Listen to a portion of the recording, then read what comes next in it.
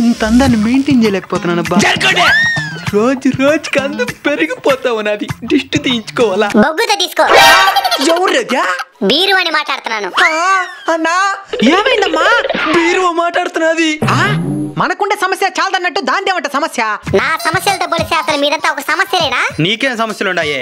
తెల్లారితో లేచిదే మీ జిడ్డు మొక్కలు తీసుకొచ్చి చూపిస్తారు. ఆ తర్వాత స్నానం చేసి టవల్ కట్టుకొని వచ్చి నా ముందు నిలబడతారు. మీకు ఇంట్రెస్ట్ ఉంటే ఆ టవల్ ను ఉంచుతారు, లేదంటే దాన్ని కూడా తీసేస్తారు. నీ పిల్ల మొన్న పెళ్లికి పోయేదానికి 2 గంటలు నా ముందు నిలబడి మేకప్ వేసుకునింది. మీ మొక్కల్ని మీరే దగ్గర నుంచి చూసుకోలేరు, నేనేట్రా చూసి తట్టుకునేదా? బీరువాకి బీగాలేస్తారు, మళ్ళీ ఆ తాళాన్ని బీరువా పైన పెడతారు. ఆ మాత్రం సంబడానికి దేనికి బీగాలేసేది?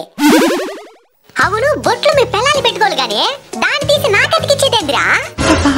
తీసేద్దేనే. తీసేస్తున్నాను. బీరువా కొనుక్కునేటప్పుడు లాకర్ స్ట్రాంగ్ గా ఉండాలంటారు, కొనుక్కున్న తర్వాత దాంట్లో రూపాయి కూడా బెటరు. బీగాలేసి 1కి 2 సార్లు చెక్ చేస్తారు. అసలు దొంగ దీంట్లో ఏముండదని వచ్చి దొంగతనం చేస్తాడ్రా?